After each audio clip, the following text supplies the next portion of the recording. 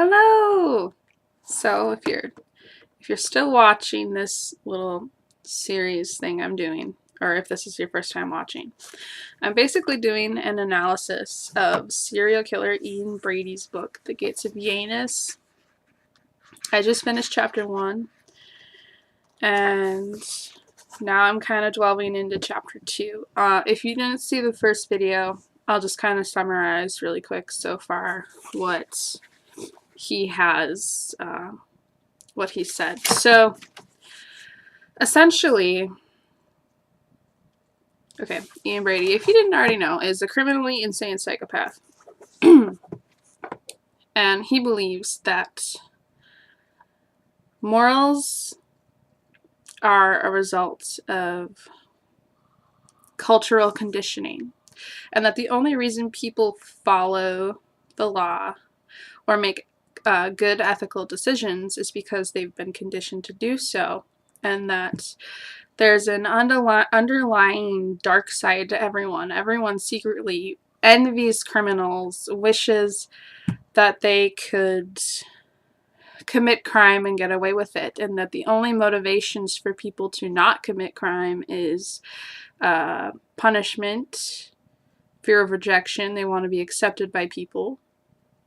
Brady believes that the majority of people enjoy any thoughts they have about criminal acts, and that the only time that they would ever feel remorseful about it is if somebody else was projecting criminal activities on them.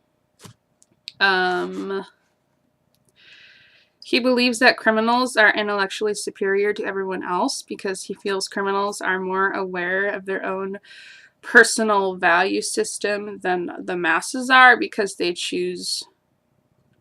have their own thought process to commit crime. Therefore, they're more intelligent. But what he doesn't realize is that people can be intelligent enough to determine what is their own viewpoint, what their own morals are, and separate that from what society has conditioned them to believe, and they can still choose not to become criminals. But he doesn't realize that. So yes, chapter 2. So he opens up, he's talking about how any immoral law must be disobeyed. But he mentions that only applies to other countries. Like a country said that about Germany, any immoral law must be disobeyed, but that only applied to Germany. That never applied to their own country. Which doesn't really make sense to me, because I believe any immoral law can be disobeyed, not that it must. Regardless of wherever you live, you're a citizen of. Like, some examples would be like civil disobedience. If you're black and it's illegal for you to, or well, it was illegal to eat in a restaurant or sit in the front of a bus or whatever, and you know that's immoral, then you would have a right to practice civil disobedience and obey that. Or, well, disobey that. So I'm not sure what he's talking about.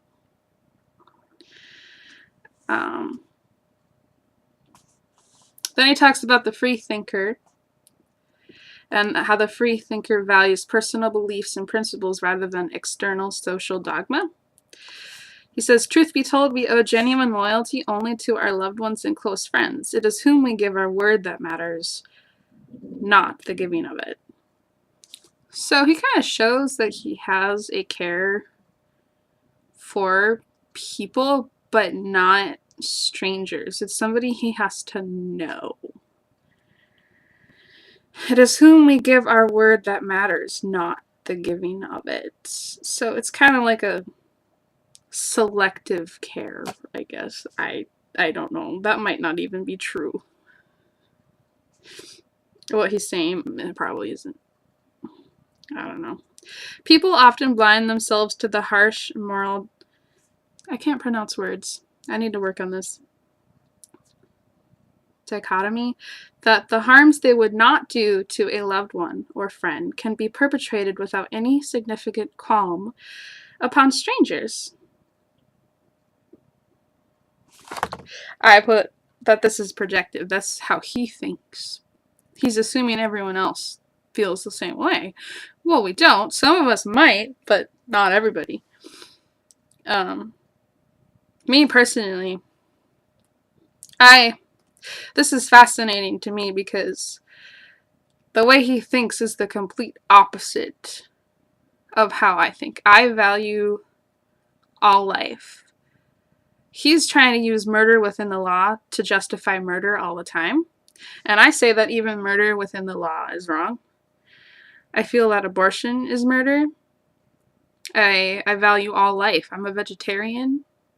I value animals' lives. So to kind of have this opportunity to see inside someone's mind without actually having to talk to them, just from the safety of my home, is amazing.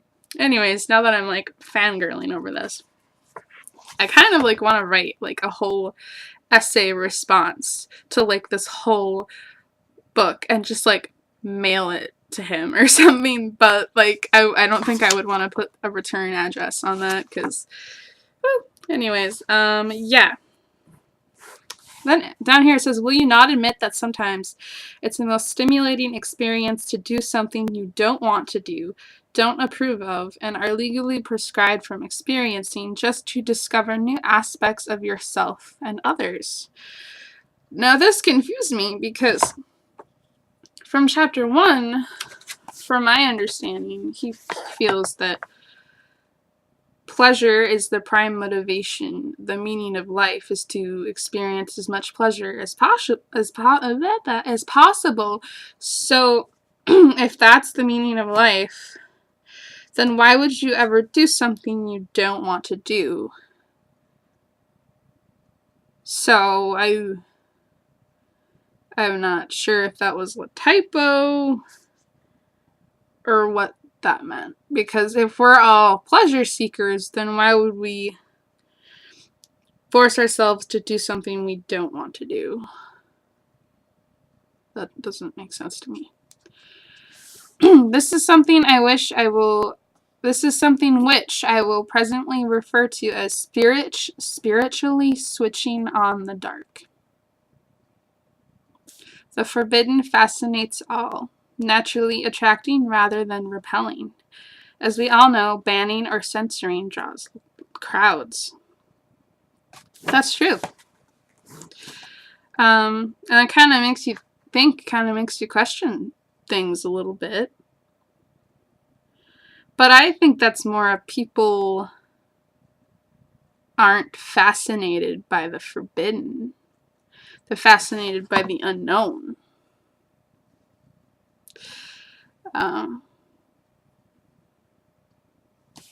Yeah. And then he kind of goes on like a liberal rant,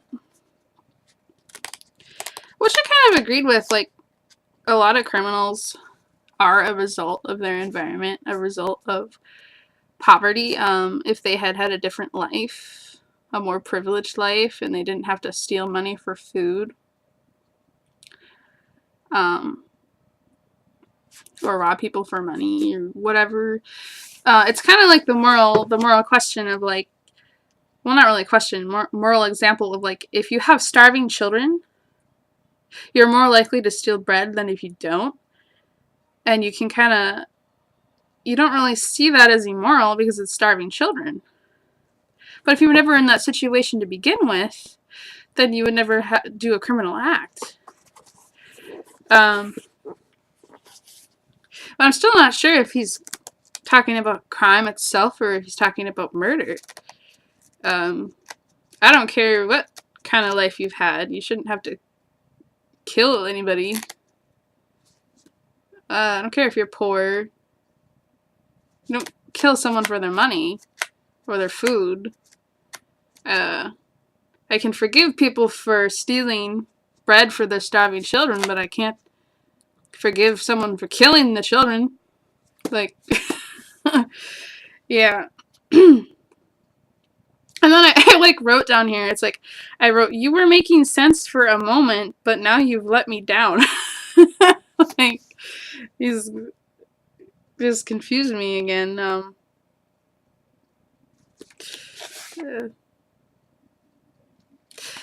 I thought this was interesting.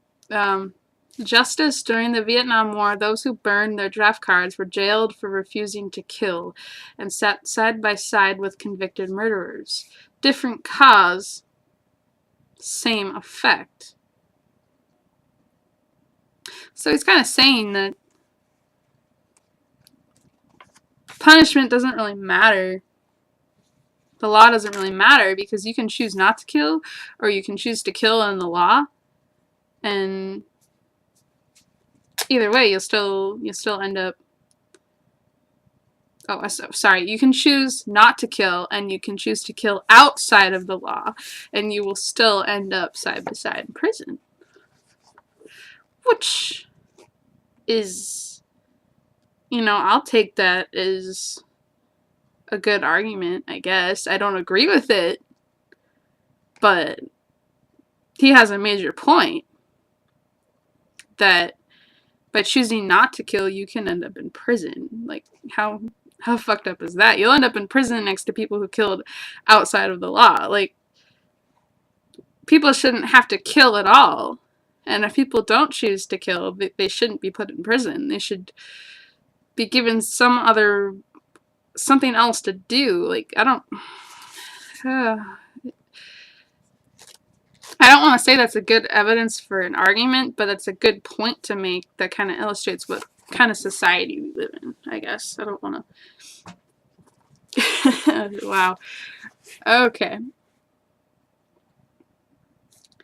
Then he kind of goes on this really scary rant. And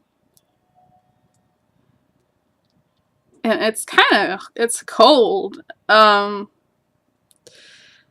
a nutshell, he just kind of expresses that he shouldn't have to say sorry. He shouldn't have to apologize because being in prison is enough of an apology in itself. Having to spend years and years in prison should be enough. But he's being really selfish. He's only thinking of himself. He doesn't want to have to say sorry. He's already stuck in prison. That should mean he's sorry enough. But he didn't choose to go to prison. Saying sorry is your choice. It's like something you give someone. But what he says next, I can respect. I can respect what he says next. He explains that public confessions of remorse, like in a courtroom, are fake. Which, most of them probably are. And at least he's not going to apologize just to do it and not really mean it. You should only apologize if you're genuinely sorry. And he's not, which is unbelievably cruel and cold, but at least he's not going to just lie about it and not actually be sorry.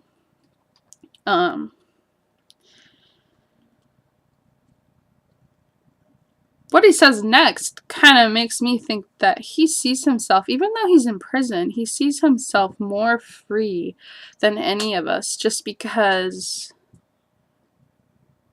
of, like, he's free in his own mind. Unlike the merely physically free individual, no hellish circles of social graces and respect bind me to censor beliefs. I am not under the least obligation to please by deceit any individual whomsoever. To practice all intents and purposes, I am no longer of your world, if you might suggest I ever was. No. He never was.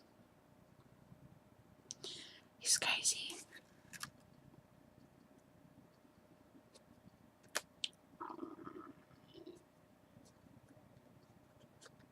Let's see. And then there was this part I thought I actually started laughing. The beginning of the paragraph, he writes, I have never seriously set out to corrupt anyone.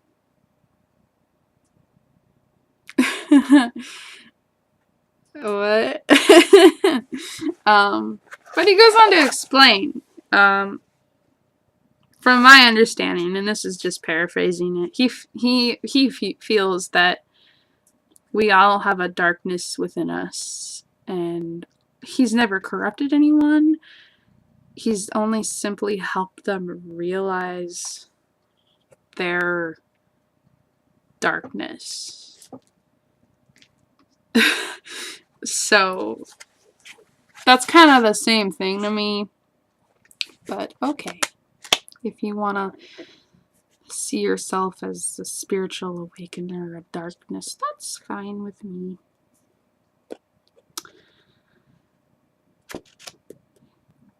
In this part, I wrote a little note that he doesn't have self-awareness, that he doesn't have emotions, he just imitates others. From what he wrote, he writes, know thyself, we find it far simpler and more emotionally satisfying to believe we know others. It deflects self-analysis. It's kind of a projective statement. He probably had to analyze others because he didn't know how to act in a lot of situations, because he's a psychopath, so his emotions never came natural. But yeah, I have never seriously set out to corrupt anyone. Okay, whatever you say. Oh, this next part was great. It was great. I can't wait actually to use this on somebody and not tell them what it is. My plan is to not really offer any context and just ask them this test question he's created just to see what they say. It's like, here, I'll explain it. So, he transfers into talking about how he chooses his friends, or, well, he doesn't even call them friends. He calls them associates. And basically, as I explained earlier, he views criminals as being intellectually superior, so he would only want to associate or be friends with other criminals. So he would ask them this, he calls it a test question. And what he's really doing is he's kind of feeling out to see, like, to analyze how psychopathic other people are by asking them this question. A test question was, how much money would you kill for, considering you would do it for a pittance in the army? So he's creating this hypothetical scenario where you're given an opportunity to kill, but it's within the law, and you'll benefit from it.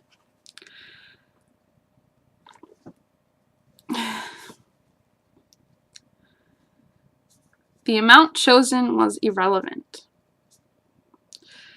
The act of positive choice paramount. Any moral or ethical equivocation I encountered led me to bantering disengagement. So it didn't really matter how much money they said they'd kill for. All that matters was if they say they would kill or not, even if it was in the law. Now, if someone asked me that question, I would just say no right away. I would never kill anybody. Whether it's in the army or not, whether I get money or not, I wouldn't kill anyone. So I guess we would never be associates. Sorry. It's just amazing.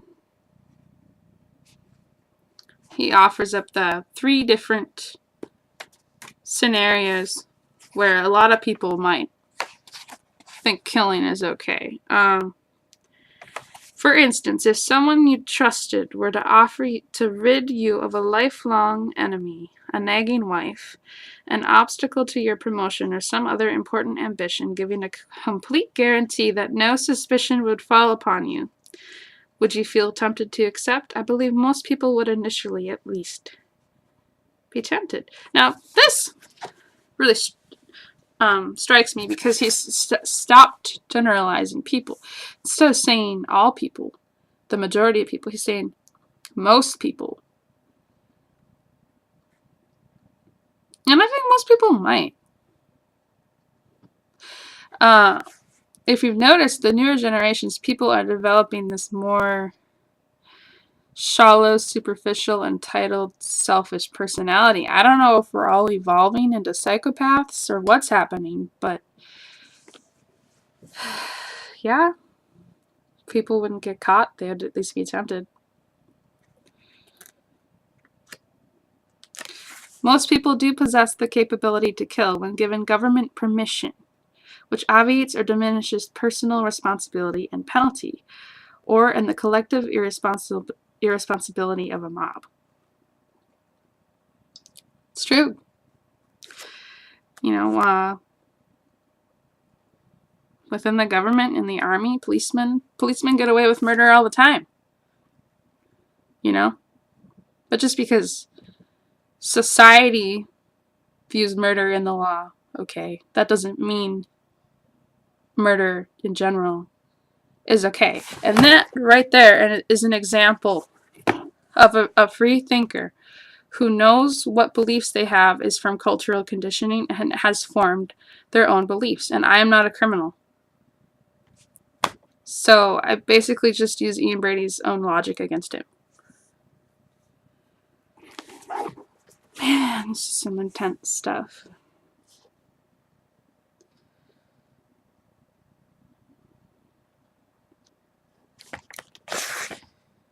And the last part, we've all heard it. If you knew Hitler before World War II, would you kill him? Save 50 million people? He says, would you have realized that by killing him at that crucial period in history, Hitler would be respected today as one of the world's greatest statesmen and strategists? I would never kill for any reason. Even if someone was trying to kill me, I would just defend myself to the best of my ability, but I wouldn't try to have any fatal defenses.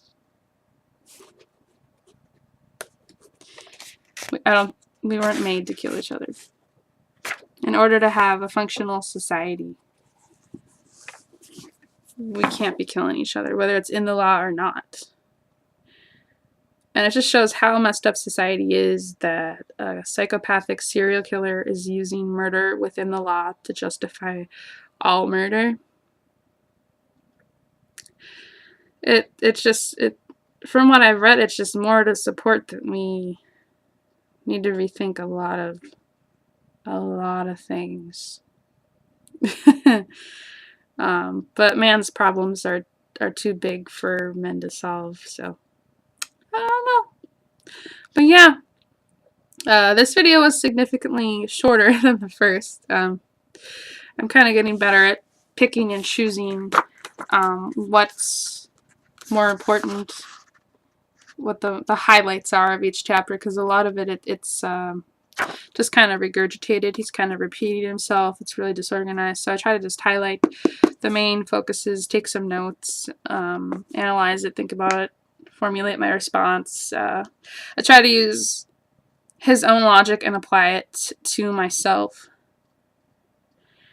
And that's basically what I've come up with, is you can still be intellectually superior. Well, not intellectually superior in the definition that you're aware of your own beliefs separate from what you've been conditioned to believe. You can still be intellectually superior and not be a criminal. So, yeah, I look forward to trying out Ian Brady's test question on a few unsuspecting people, and I want to find out how psychopathic my friends are.